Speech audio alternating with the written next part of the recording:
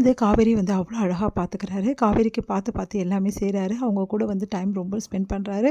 அவங்கள நல்லா அவ்வளோ அவ்வளோ அழகாக கவனிச்சுக்கிறாரு. அதனால காவேரி ரொம்ப சந்தோஷமாக இருக்காங்க. அடுத்து காவேரி வீட்டில் வந்து ட்ராப் பண்ணுறாரு விஜய்.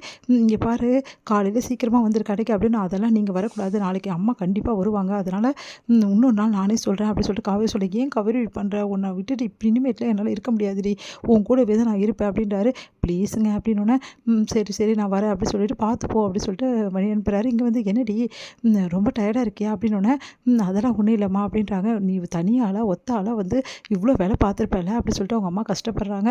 சரிடி நாளைக்கு காலைல வேலைன்னு நம்ம கிளம்பிடலாம் அப்படின்னு சொல்லிட்டு இருக்காங்க. சரிம்மான்னு சொல்லிட்டு போகிறாங்க.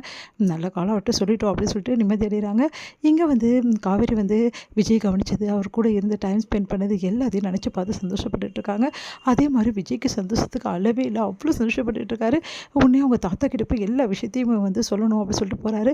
தாத்தாவை அப்படியே கட்டி வந்து அப்படியே கிஸ் பண்ணுறாரு விஜய்.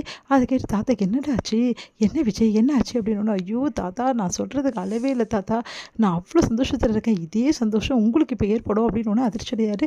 என்னப்பா சொல்கிறேன்னு, தாத்தா நம்ம குடும்பத்துக்கு வாரிசு வரப்போகுது தாத்தா, என்னப்பா சொல்கிற, காவேரி கர்ப்பமாக இருக்கா தாத்தா, இந்த விஷயத்தை என்கிட்ட சொல்லாமல் மறைச்சிட்டா தாத்தா அப்படின்னு சொல்லிட்டு நடந்த விஷயத்தை எல்லாத்தையுமே வந்து விஜய் சொல்கிறாரு. அதை கேட்டு தாத்தாக்கு அவ்வளோ சந்தோஷமாக இருக்குது. இதுக்கப்புறம் காவேரி ஏன் பார்க்க விட்டுட்டு வந்து, வாப்பா முதல்ல போய் காவேரி கூட்டிகிட்டு வரலாம் அப்படின்றாரு.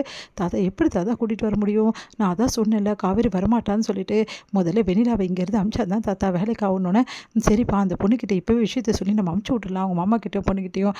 இல்லை தாத்தா இது வேறு மாதிரி தான் டீல் பண்ணணும், அவங்களாம் இங்கேருந்து போகணும், அதுக்கு வேறு ஏதாவது வழி இல்லைப்பா, இந்த விஷயத்த சொன்னாவே அவங்க போயிடுவாங்க. இல்லை தாத்தா இது வேறு ஏதாவது வந்து பிளான் பண்ணுவாங்க, அவங்கள வேறு மாதிரி நான் பார்த்துக்கிறேன் தாத்தா, நீங்கள் விடுங்க அப்படின்றாங்க. சரிப்பா காவேரி அங்கே இருக்கக்கூடாதுப்பா, சீக்கிரமாக நம்ம வீட்டுக்கு வந்துடணும்ப்பா, நான் போய் முதல்ல காவேரி பார்க்கணுமா. இல்லை தாத்தா அவங்க வீட்டில் யாருக்கு விஷயம் தெரியாது தாத்தா, அதனால் முதல்ல இந்த விஷயத்தெல்லாம் முடிச்சுட்டு அதுக்கப்புறம் நம்ம காவேரி போய் சந்தோஷமாக கூட்டிகிட்டு வரலாம் அப்படின்னோடனே. சரிப்பா காவேரி போய் பார்க்கணும் போல இருக்கேப்பா, சரிங்க தாத்தா இருங்க நான் ஃபோன் பண்ணி கொடுக்குறேன்னு சொல்லிட்டு தாத்தாக்கு வந்து தாத்தா கிட்ட ஃபோன் கொடுக்குறாங்க. காவேரிக்கு பேசுகிறாங்க. தாத்தா நீங்களா அப்படின்னோடனே, எனக்கு சந்தோஷம் தாங்க முடியலம்மா, உண்மையிலேயே வந்து எனக்கு எவ்வளோ சந்தோஷமாக இருக்குது தெரியுமா அப்படி தாத்தா வந்து சொல்லிட்டு இருக்காரு. என்னோடய பிளெஸிங்ஸ் உனக்கு எப்போவுமே உண்டுமா அப்படின்னு சொல்லிட்டு இருக்காரு. உடனே வந்து தேங்க்ஸ் தாத்தான்றாங்க. உடனே அவங்க அம்மா வந்து சரிங்க தாத்தா நான் அப்புறம் பேசுகிறேன்னு சொல்லிட்டு வச்சிடறாங்க. காவேரி பாவம்ப்பா, இங்கேயும் அங்கேயும் எவ்வளோ கஷ்டப்படுறா, பாவம் அந்த பொண்ணு, இந்த நிலைமையில் அவளை வந்து நம்ம தனியாக விடக்கூடாது, அவளை பத்திரமா பார்த்துக்கணும், அவங்க வீட்டில் வேறு தெரியாதுன்னு சொல்கிறேன் அப்படின்னோடனே. சரிங்க தாத்தா சீக்கிரமாகவே எல்லா பிரச்சனையும் தீரும் அப்படி சொல்லிட்டு இருக்காரு. இன்றைக்கி அவ்வளோ சந்தோஷமாக இருக்கா என் பேரன், சரி நம்ம 2 பேரும் சேர்ந்து அப்படின்னோடனே. தாத்தா என்ன தாத்தா என்னை கெடுக்க பார்க்குறீங்களா, இனிமேட்டு நான் அப்பா ஆகிட்டேன், நான் பொறுப்பாக இருக்கணும்ல அப்படின்னு. ரொம்ப தாண்டா பொறுப்பு அப்படின்றாங்க. 2 பேர் சிரிச்சிட்டு சந்தோஷமாக இருக்காங்க. அடுத்து வந்து விஜயும் தாத்தாவும் வந்து வெண்ணிலாவோட மாமா கிட்ட வந்து பேசுகிறாங்க. இந்த மாதிரி சீக்கிரமாகவே வந்து நீங்கள் வெண்ணிலாவை கூட்டிகிட்டு போயிடுங்க அப்படின்னு சொல்கிறாங்க. அவர் வந்து அதெல்லாம் கூட்டின்னு போக முடியாது, வெண்ணிலா இங்கே தான் இருப்பான்றாரு. இல்லை நீங்கள் கூப்பிட்டு போய் ஆகணும், அப்படி போகலன்னா வேறு மாதிரி ஆகிடும்னு சொல்லிட்டு சொல்லி வைக்கிறாங்க. இங்கே வந்து வெண்ணிலாவோட மாமா வந்து புலம்பிட்டு இருக்காரு. அவங்க சீக்கிரமாக வீட்டை விட்டு காலி பண்ண சொல்கிறாங்க, எங்கள் 2 பேர் போக சொல்கிறாங்க அப்படின்னோடனே. அதெல்லாம் ஒன்றும் பிரச்சனை இல்லை, அதான் கல்யாணத்துக்கு ஏற்பாடு பண்ணியாச்சுல, விஜய் எப்படியாவது கல்யாணத்துக்கு வர வச்சு வெண்ணிலா கழுத்தை தாலி கட்ட வச்சுட்டு அந்த பிரச்சனையே இருக்காது அப்படின்னு சொல்லிட்டு பசுபதி வந்து சொல்லிட்டு இருக்கா. வந்து என்ன பண்ணுறாரு, விஜய் வந்து காவேரி பார்க்க வராரு.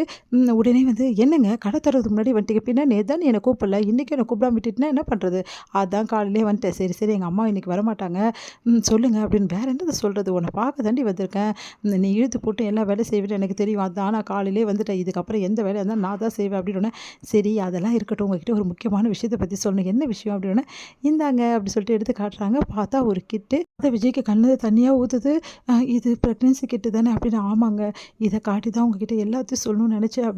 காவேரி அப்படின்னு சொல்லிட்டு கையை பிடிச்சி சந்தோஷப்படுறாரு.